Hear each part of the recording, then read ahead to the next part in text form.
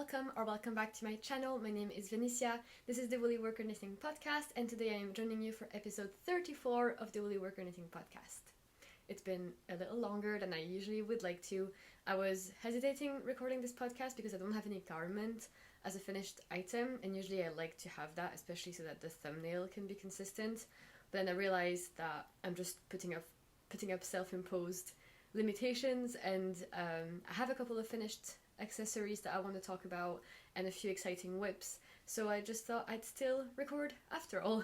So yeah, as always, I hope that you enjoyed this episode. All the information that you might require will be in the description down below. If you want to find me on my socials, you can find me on Ravelry, Instagram, Ko-fi or Ko-fi at The Woolly Worker. There's also a Discord, the link is down below.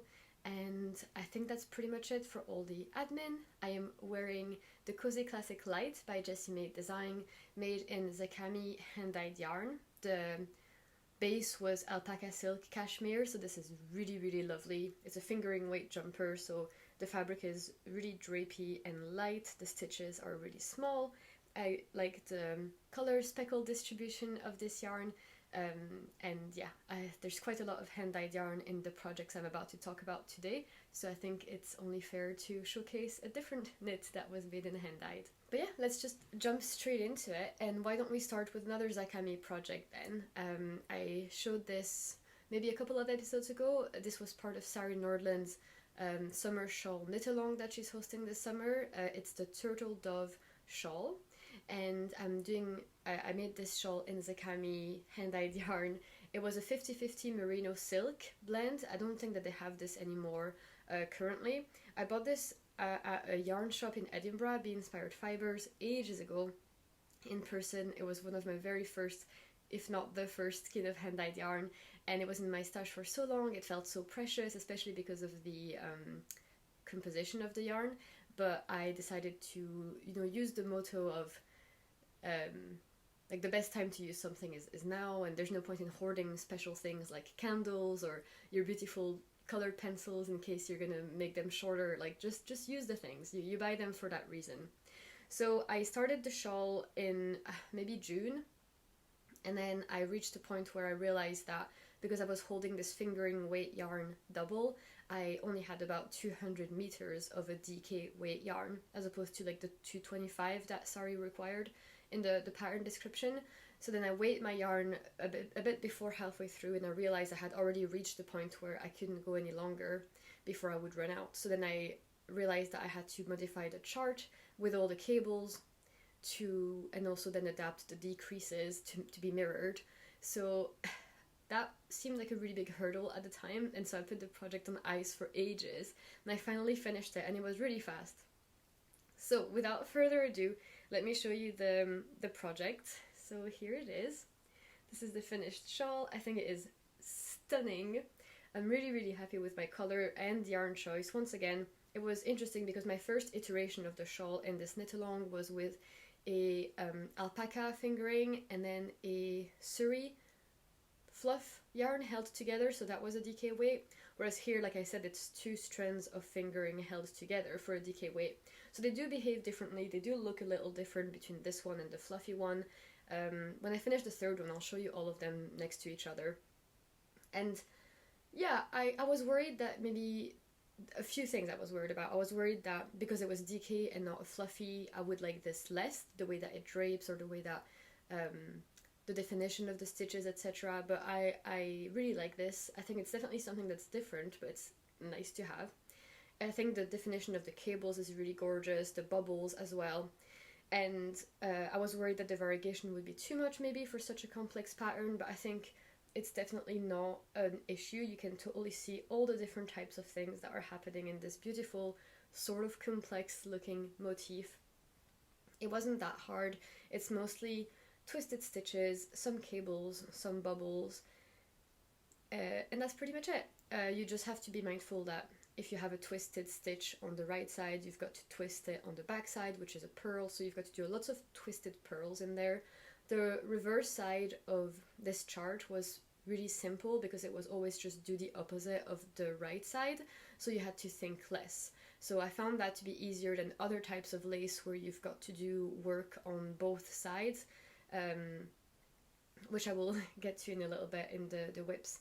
So yeah, really, really happy with this one. It's extremely soft.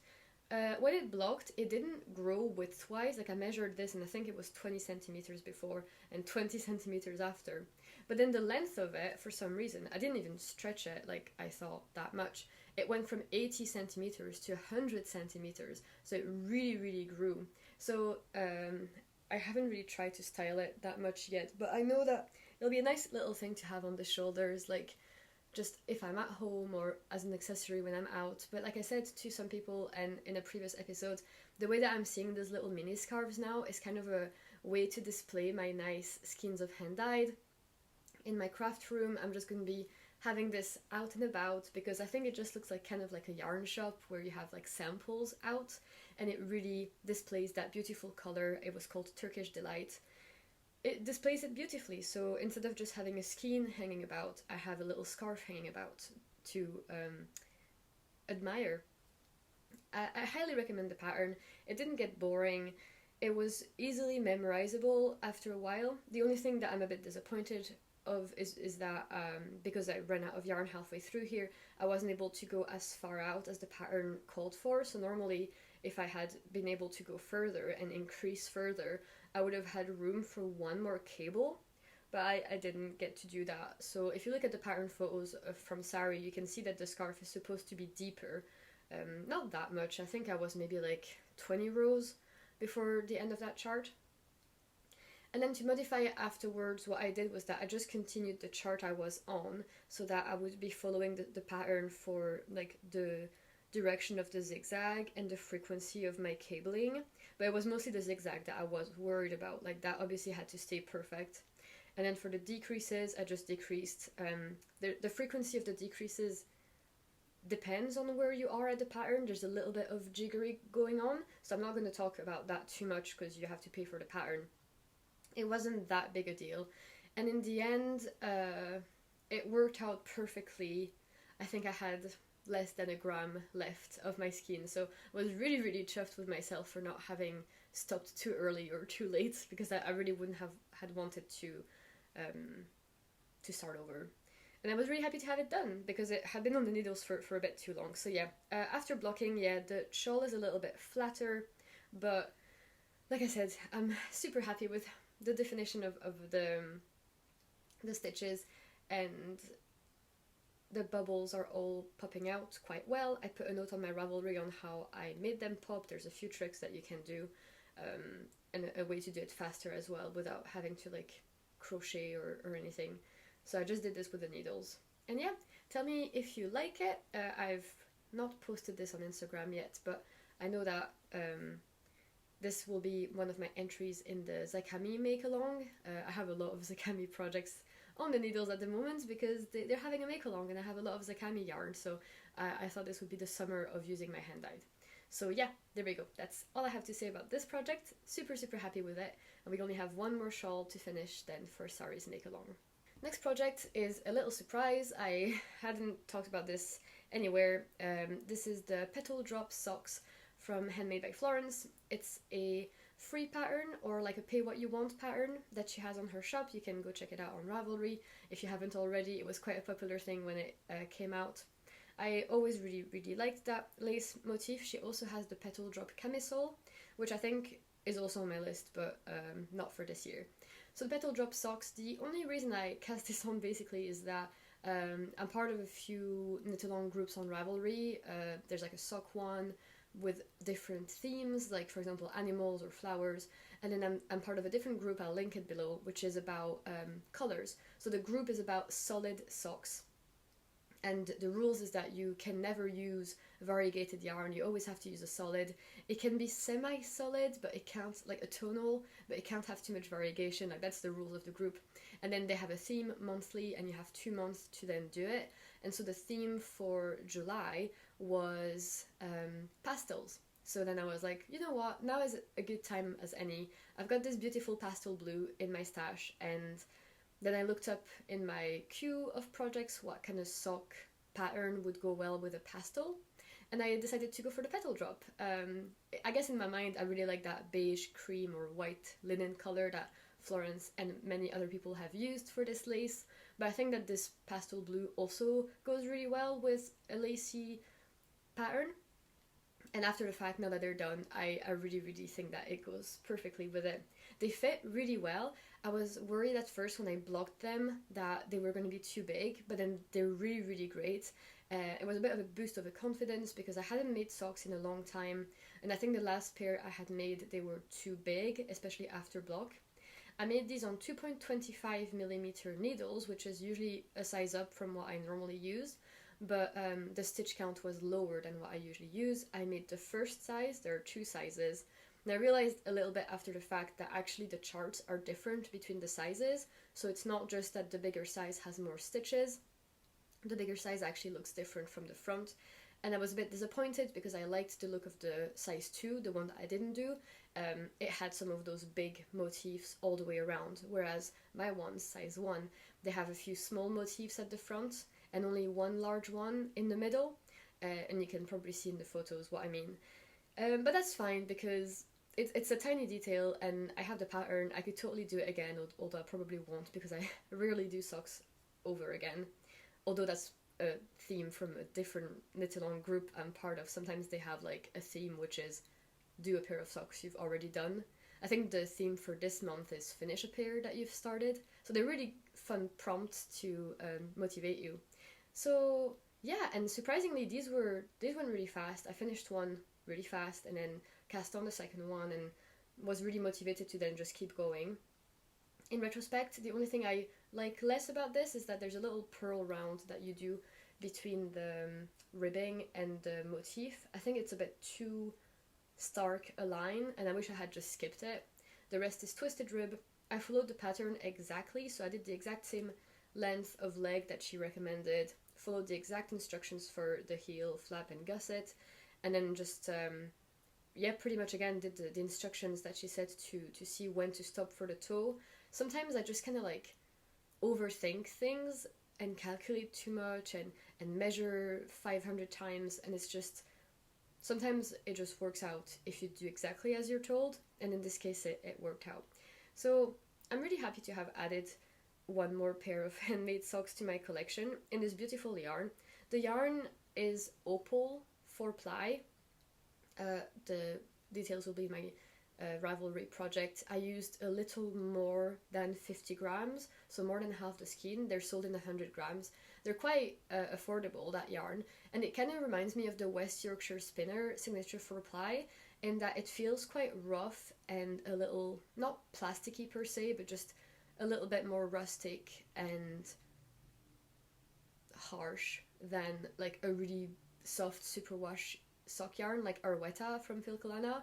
But then I think the payoff in response is that the sock will be more durable. Arwetta I've not had much success with. It's not a hard wearing sock, I think. It really pills and fuzzes and felts a lot. Whereas my West Yorkshire Spinner socks, I've loved the way that they've worn over time. So I'm hoping that this Opal yarn can make its way into my successful sock list. So total cost of this pair then is really just simple £3.75. Really affordable. Like I said, I probably will be able to make another pair, maybe even if I did like a color work one or did a contrast heel toe and cuffs for sure, I'd be able to then use the rest of this beautiful color. So nothing else to say about that. Highly recommend the pattern, really easy to follow. Just make sure that you realize if you're going to do a size 1 or 2 that they're different charts, so just decide which one you like better, I guess. And then yeah, be aware that that's how that little line of purl stitches look at that cuff.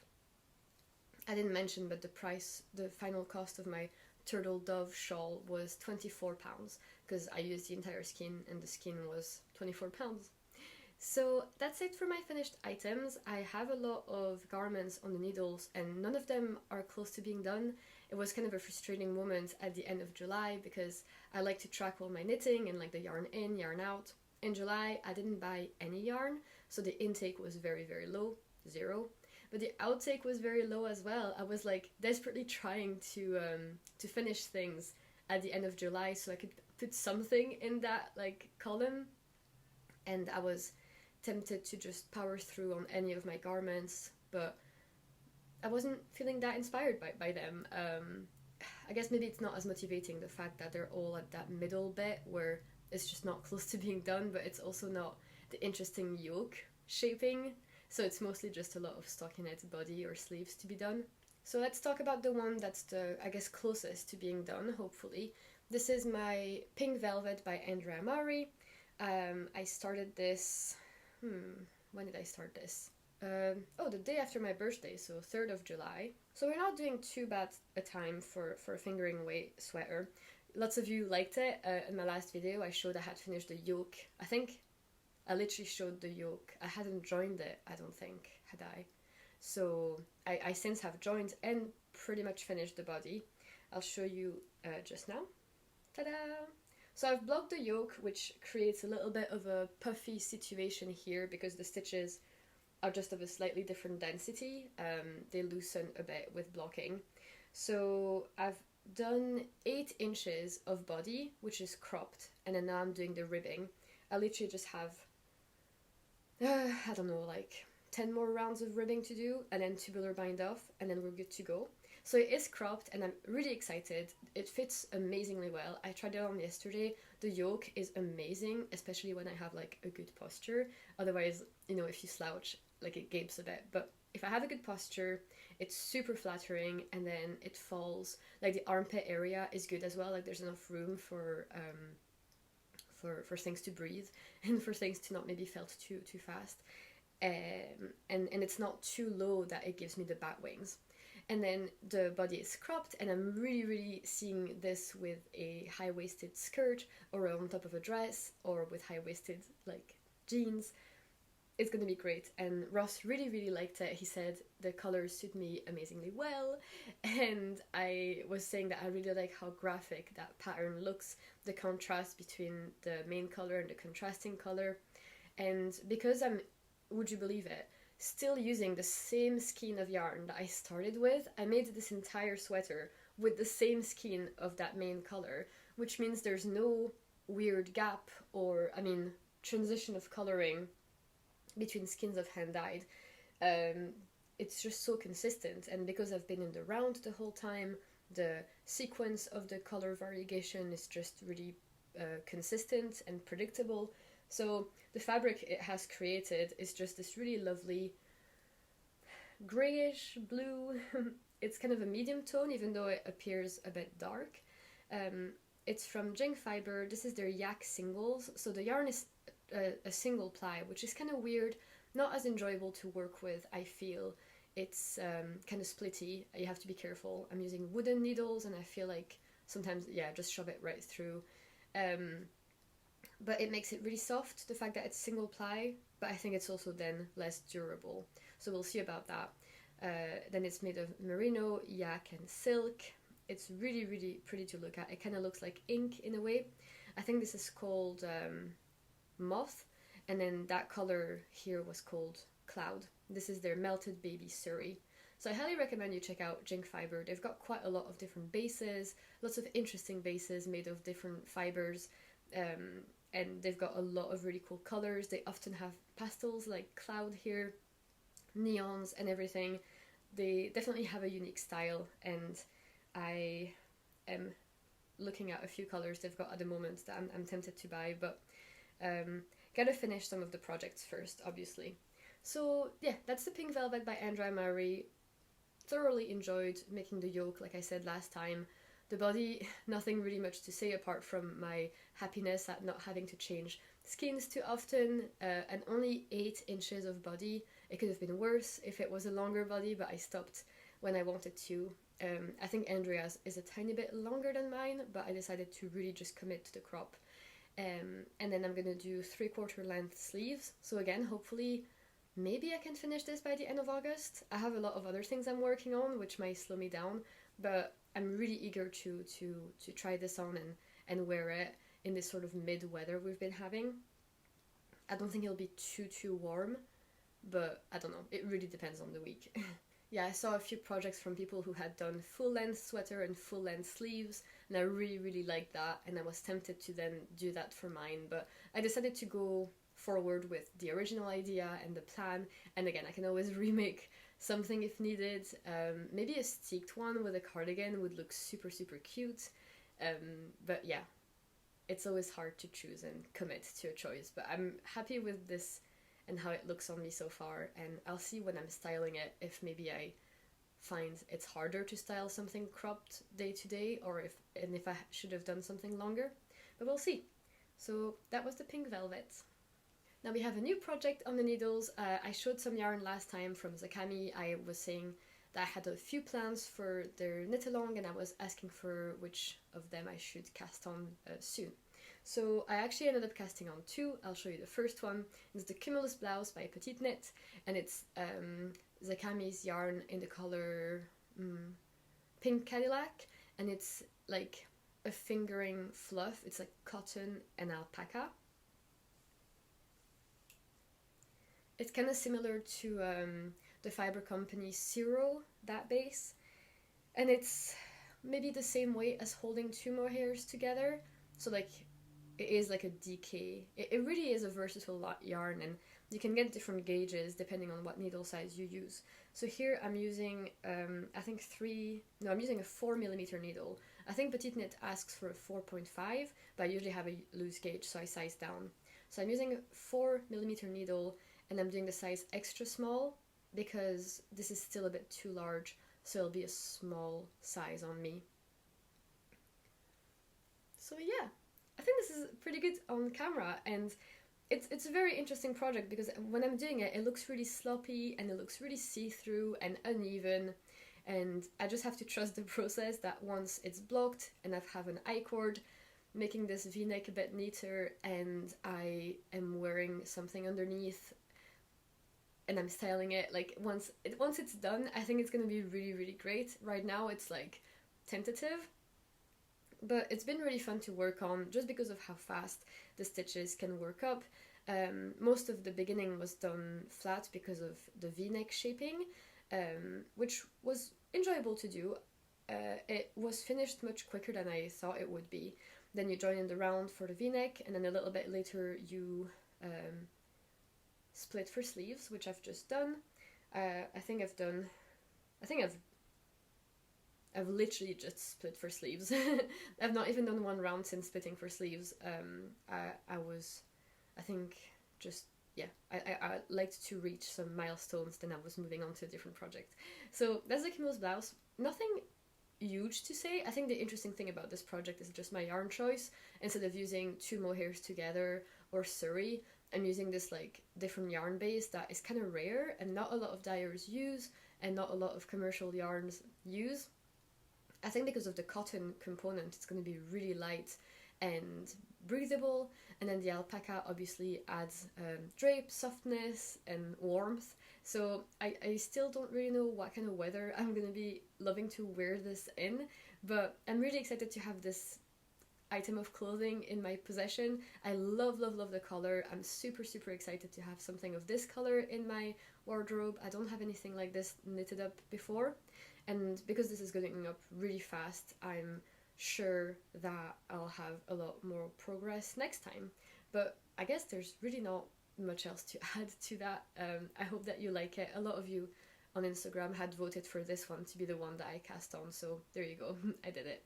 The second thing I was talking about for a while, actually, like on a lot of different episodes, so it's also for this knit along, the Zakami Mal. I used a DK Way hand-dyed, and then I'm using Knitting for Olive Merino held double to then have a DK main color. This is the colorway Wild Berries. I was originally saving this to be a top, a camisole, so I had 3 skins of that.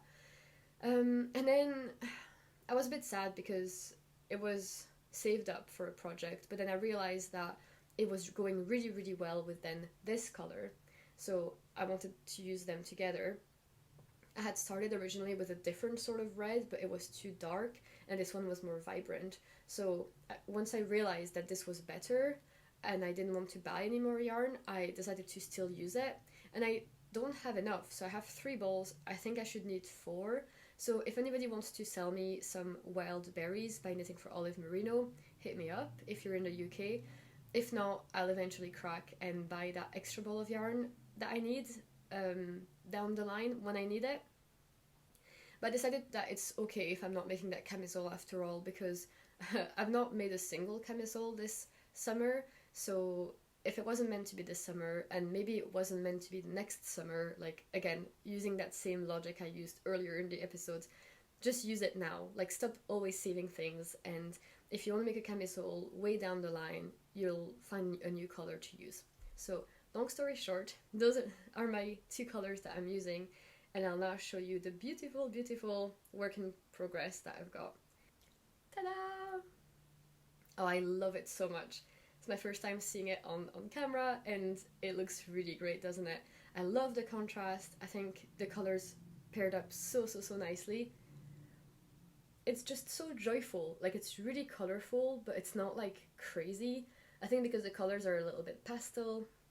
There is a lot happening though, because, you know, there's like some blue, yellow, pink, orange, and white. And I think I was hesitating between going for like a pink color story or a blue color story. I'm really glad I went for this one. I think it's really fresh and zesty. So this is the Pressed Flowers shawl by Savory Knitting. I will say, it is not my favorite pattern at all. Like, the writing of it, I am not enjoying. The like beauty of it and ingenuity, of course, like, it's great. This is a great design, but the pattern writing, I'm not enjoying the experience. And if you read Ravelry comments, you'll know that it's not just me. Basically, it's written in a way, it's at the beginning, the startup, it's written and charted. Then afterwards it's only charted, but the chart omits like the middle stitch and the edge stitches. So for a lot of people it trips them up because they like had to modify the chart to add them, or they forgot to add them. It's not my first time doing a pattern that just assumes you know what to do for the edge stitches. For example, Sarah Nordland always just charts the middle bit, but she doesn't chart the edge, like sort of I-cord or slip stitches or whatever. So that wasn't tripping me up too much, but it's just that the pattern has a lot of back and forth in terms of, like, you just have to scroll a lot in the pattern. I think that was my only gripe, basically. And then the increases that she suggested, I think, were make one left and make one right. I substituted that for a backward loop cast on. A few people recommended that on Ravelry, so I took their advice, because otherwise it was really tight and hard to work with. So the backward loop is fine, I'm not struggling too much. Then for the edges, I've also modified that. I can't remember exactly what the original does, but what I've done is that, it's mosaic knitting, so you're never using more than one color per round, you're just slipping stitches. So it's worked flat, so you work with your main color all the way there and then all the way back. Then you work with this all the way there and all the way back, and vice versa. I'm always making sure to take my next color from the same direction every time that I've got to do that, so that they're always, you know, like I'm twisting the yarns in the same direction all the way up the right side. I hope that makes sense. And for my slip stitches, then at the beginning for my edge, when I'm on the right side, I slip the first two and slip the last two. No, the opposite. On the right side, I knit the first two and knit the last two. And on the wrong side, I slip the first two and slip the last two with like yarn in front. So what that does is it kind of creates like a really small I-cord. And I think it looks really nice. Like, it's like the little columns of V's, and they're alternating between main color and contrast color. And that's happening on both sides. And I think that's really, that's a good way of doing it. And then this is the wrong side of the shawl, so not too bad to look at.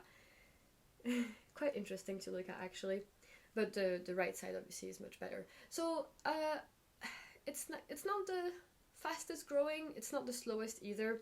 I haven't worked on this in a bit, actually. So you start off in the middle here, and then it grows outwards. So I've done 4 flowers. I think I've got to do like 11 maybe. And obviously the rows are getting much bigger every time, quite fast, because you're increasing a lot. And what I don't like about this is that the yarn twists a lot because of all that turning that you do. And I still haven't found the right system where I don't have to manually go and untangle the balls, but I know I can figure it out. And it's also annoying that I've got 3 balls of yarn to work with. So it's quite an unwieldy project, and that's what's slowing me down. But it's a really addicting project to work on because you really just want to finish one flower in one sitting as a repeat. It's also not the hardest thing to memorize in terms of like the chart repeat, even though it seems like quite a big chart. The pattern is actually quite predictable. I only have to look at it when I'm setting up the flower, so like on the first round of the chart, then I know what I'm doing for all the subsequent rows.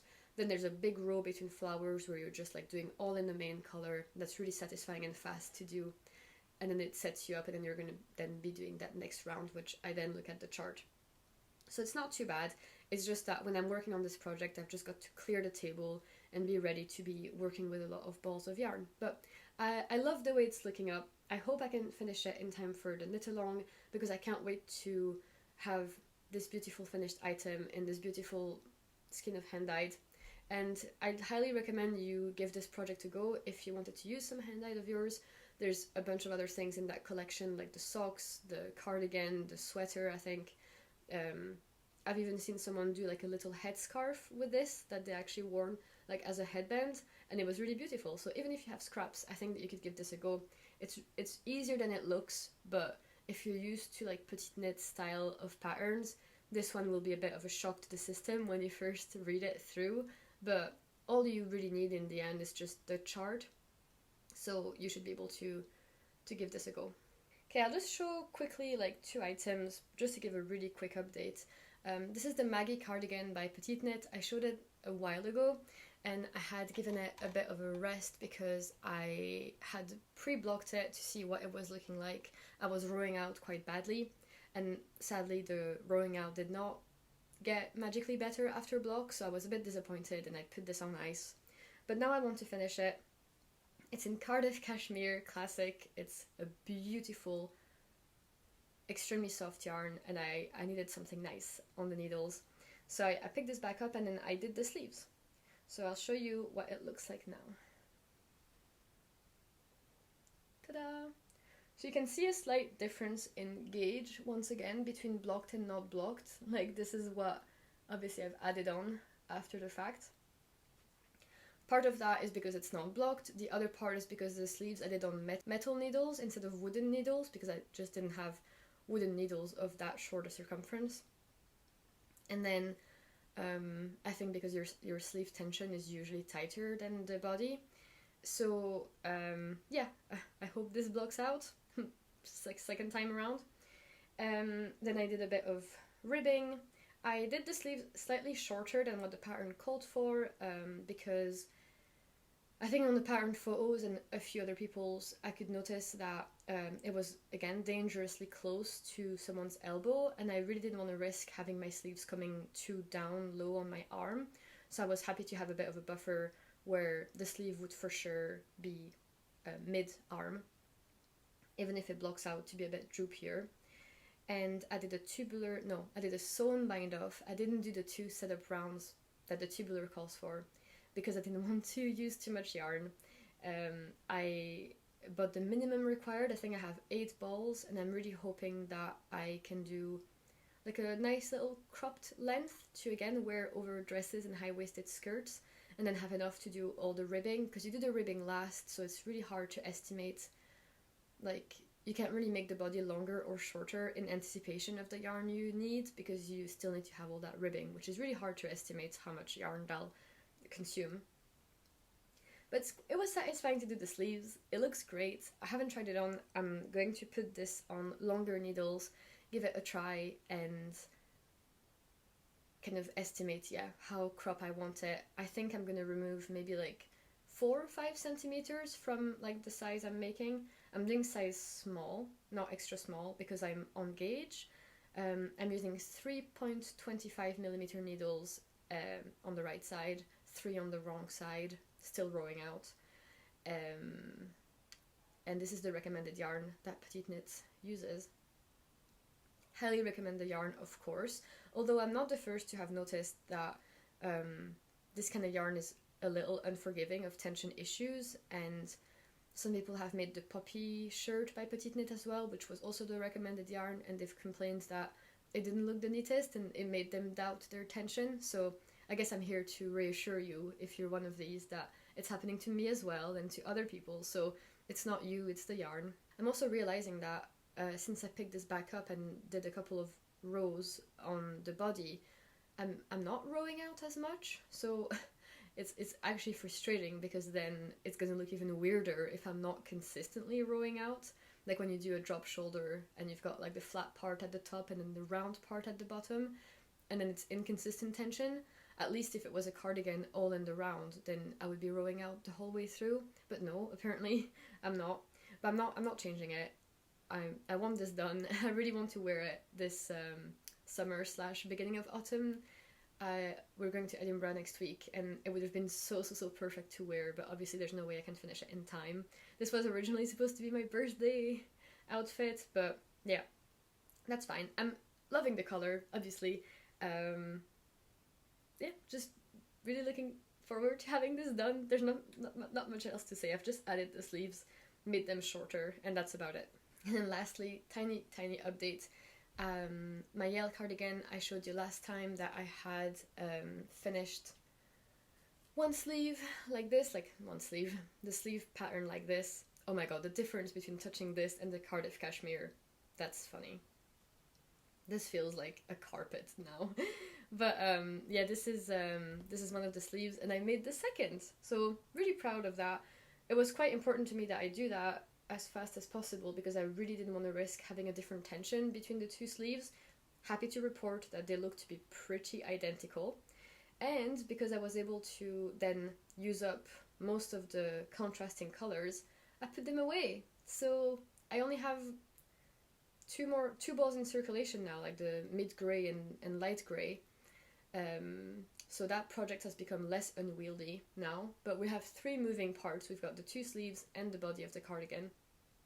But I just really wanted to show you that they're done and they're beautiful, and I just need to weave all the ends and block and see if I need to add a bit more stitches for the circumference, and then just work some of the black and whites like for a while. So yeah, still not close to being done, but happy to have overcome second sleeve syndrome with so much color work to do. Last work in progress is the Kutar scarf by Sari Nordland. So this is her last shawl for her like shawl knit along. The thing is, she has 3 new patterns, but she said if you didn't like one of them, you could substitute it with one of her other scarf patterns of your choice. I didn't like the Kutar shawl that much, so I decided to do the turtle dove that you've just seen. But now the third shawl, the beach day shawl, I think, I really don't like at all. So I'm kind of forced to go back to the Kutar shawl and give it a go. The reason I didn't like it as much is because I've already done the Kutar top and the Kutar beret, so I was just a little bit over Kutar, and also it's Japanese lace. It's quite tricky. You do lace on both sides, so on the right and the wrong side. The Kutar beret was fun because it was in the round. The Kutar top, the panels were knitted flat, so is this shawl, so it's harder mentally to then have to read the charts backwards, and yeah, not as thrilled about it. And we only have 20 days before the end of the knit along, so I can't dilly-dally too much, because I really wanted to have them done on time. For me, it's important. I know a lot of people participate like for the fun of it, not necessarily like to do the rules or to get the prizes, but I'm doing it for the prizes.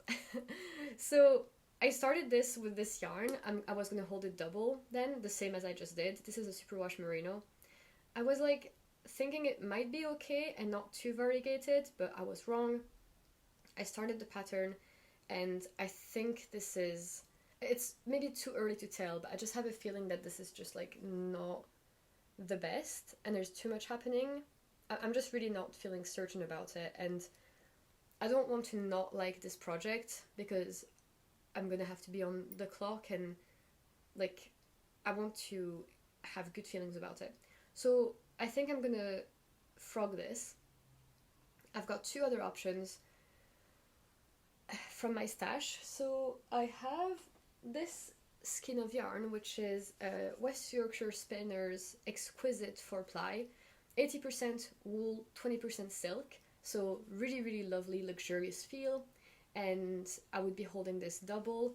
Once again, the problem is that this is, oh, I think this is lace actually. It's 800 meters, so if I hold this double, it'll be fingering. So you know what, then yeah, maybe not. Unless I do it on a different gauge, so I could just like do it, hold it double, and then knit it with maybe 3.5 millimeter needles. I could start it and see where we go, but I definitely would have to keep an eye on the weight of the yarn, and I probably would still have to cut this short and have the same thing I had with my turtle dove, where I'd have to modify the second half of the shawl because I'd be stopping less than halfway through. So lots of cons, but the pro is that it's gorgeous. It's like a very, very subtly blue gray, cool tones, like off-white. It's really beautiful, and I had bought this to be a scarf, but held with something else. I just never found something to hold this with. So it's been in my stash for a while, and I guess I kind of want to save it for something better along the way, because I'm not having hugely like great feelings about the Kutar shawl. But then again, like, just if that's what works best right now, then it is the right yarn to use. So maybe I'll start, and then we'll see how it looks with the gauge. It's sure to work with the motif because it's a plain color, so it wouldn't take away from the pattern. It's just, I guess the texture of it might be weird. So my second option is to use this yarn, which is a King Cole Merino Blend DK, and it's a tweedy yarn. I've had this in my stash for ages, like at least 2.5 years, which is not ages, but and this is 210 meters, so maybe less yarn chicken, but still kind of risky.